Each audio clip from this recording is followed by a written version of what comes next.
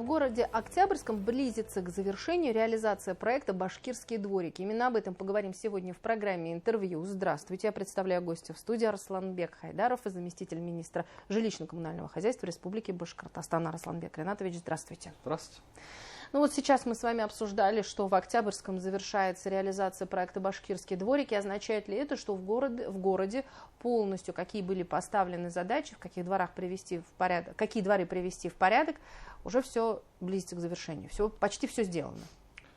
Действительно, это так. Октябрьский у нас второй год подряд один из передовиков, именно тех городов, который самым первым сдает башкирский дворик. Соответственно, в рамках этого проекта предусмотрена установка детской площадки, установка спортивной площадки, устройство зоны отдыха для пожилых людей, соответственно, парковочные места. Ну, соответственно, вообще срок завершения программы у нас 30 сентября. Тут, как мы видим, соответственно, на 3 месяца раньше уже завершается проект.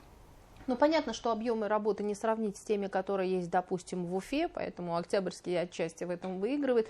А вот какие темпы у нас в столице Башкортостана? В столице мы также идем активными темпами. Соответственно, во всех дворах уже идут работы, выполняется установка бортовых камней. Уже в некоторых дворовых территориях уже начали укладку асфальтобетонного покрытия. Соответственно, ну, так скажем, программа в активной фазе ее реализации. И такая ситуация не только в Уфе, и в других муниципальных образованиях, соответственно, идем.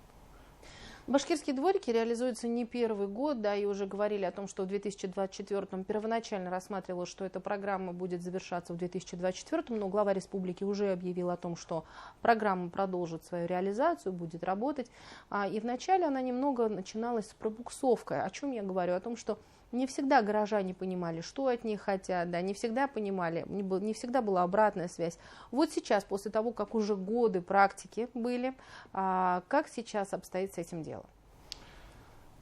Сейчас мы идем поэтапно, соответственно, у нас, например, мы уже делаем проекты на 2025 год. То есть у нас уже определен перечень муниципальных образований, которые участвуют в 2025 году. То есть мы начинаем работу по проектам намного заранее, чем, то есть, к примеру, то есть, чтобы понимали, да, то есть с 1 июня мы начинаем выходить в дворы, выходим к жителям, соответственно, обсуждаем, то есть с ними проекты, которые будем реализовывать в 2025 году уже. То есть, и вот оно, то есть, поэтапно идет, то есть с 1 июня вышли, до 30 августа обсуждаем во время лета, то есть проводим дефектовку, подготавливаем, разрабатываем проекты, потом проекты представляет Министерство жилищно-коммунального хозяйства, соответственно, мы уже их также рассматриваем, что-то исправляем, добавляем, соответственно, добавляем какие-то новшества в эти проекты. И после этого уже там проводятся конкурсные процедуры по определению подрядных организаций, и после этого уже, соответственно, идут непосредственно работы только. То есть это такой большой подготовительный этап. И, соответственно, наличие вот этого большого подготовительного этапа, соответственно, наличие времени на согласование с жителями, оно, ну, то есть дает, так скажем, ну, возможность именно реализовать проект так, как хотелось бы, так, как его видят жители в первую очередь. Вот, вкратце. Вот горожане активно участвуют, я имею в виду, вот не все думают, да, наперед. Вот уже сейчас летом нужно задуматься о том, какие работы будут в 2025-м, а сами люди участвуют? Люди также участвуют, соответственно, у людей есть понимание того, что они хотят, как они видят свой двор, соответственно. Мы сами тоже, как министерство, участвуем в проектировании, то есть изначально, вот лично я веду, например, проект по благоустройству по улице Кольцевая. Соответственно, у нас есть даже чат с жителями, вот, где они там дают свои предложения, например, мы хотим, чтобы был, например, детский игровой комплекс вот такой вот, там, с канатами там, или еще что-то, то есть очень активно. И, соответственно, люди сами подсказывают и говорят, что мы бы хотели, чтобы здесь был тротуар, чтобы была тропинка, например, там. И, соответственно, тут, понимаете, мы решаем несколько проблем сразу в совокупности при благоустройстве тех же самых дворовых территорий. Например, у нас во многих городах детские сады и школы находятся, как правило, внутри кварталов, внутри дворов. И, соответственно, мы это учитываем при благоустройстве дворовых территорий, при разработке проектов. И, соответственно, также предусматриваем пешеходные дорожки непосредственно социальным учреждениям, таким как школы, садики и так далее. Вот. С уверенностью, смелостью могу сказать, что люди очень стали активными, потому что ну, они четко понимают, что им впоследствии потом там жить, соответственно, им этим пользоваться. Вот. И тут, конечно же, вот, играет положительную роль наличие софинансирования у жителей, то есть они ну, говорят прям смело, что мы также участвуем финансово, то есть мы вкладываемся в проект, почему бы и нет. Арсланбек Ринатович, ну расскажите, вот кому-то нужно несметное количество парковочных мест, кому-то бельевая площадка нужна, кому-то не обойтись без детской площадки. Как вот здесь вот с интересами, как учитываете интересы? Понятно, что такие запросы всегда будут. То есть, и, соответственно, ну, первое, что мы смотрим, это нормативы. Второе, это наличие сетей, коммуникаций. То есть, иногда бывает так, что, например, там действительно жители просят поставить здесь детскую площадку на месте, так скажем, ранее существовавшей, но мы не можем это сделать там, по причине того, что находятся сети. Там. И, соответственно, мы предлагаем, то есть находим консенсус, предлагаем переставить детскую площадку на новое место. Вот. Что касается парковочных мест, то, конечно же, у нас нет задачи сделать весь двор из асфальта. То есть закатать полностью в асфальт, соответственно, сделать огромную парковку, потому что это будет просто некомфортно. Соответственно, мы предусматриваем комплексы работ, таких как и парковочные места, конечно же, и детское игровое оборудование, и озеленение, потому что комфорт именно создает совокупность всех элементов, которые выстроены правильно и в нужном месте. Установка видеокамер, о которой сейчас уже активно ведется речь, насколько она реальна, где, может быть, уже установлены видеокамеры, и будет ли это обязательным?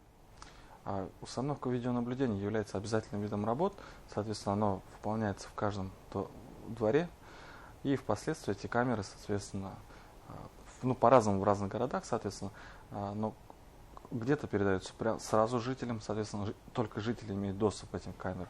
Где-то, например, там все камеры подключаются как ОФЕК к системе АПК «Безопасный город», и жители по запросу получают доступ к этим камерам. Соответственно, могут смотреть, что происходит во дворе. Вот. А так, в целом, камеры ставим везде, в каждом дворе. Это, наверное, требование времени, так скажем, больше уже даже. А за счет чего финансирование? За счет средств реализации на проект, который выделяется, соответственно. Башкирские дворики, да, имеете в виду? Именно в рамках программы, соответственно, мы предусматриваем установку видеонаблюдения. И какая система именно работает с видеокамерами, имея в виду, куда они поступают и так далее? Вот вы сейчас сказали, где-то напрямую есть у жителей, да, именно доступ к записям видеокамеры, к видео, а где-то нужно запросить. Вот как это делается и во всех ли случаях это практикуется? Ну, у нас порядка на 2/3 камер как раз таки подключается АПК «Безопасный город» в системе, а 1/3 камер, они выводятся напрямую на открытые сайты, соответственно, на открытых сайтах есть доступ. То есть можно прям в режиме онлайн зайти на сайт одного из операторов и посмотреть именно в эти камеры.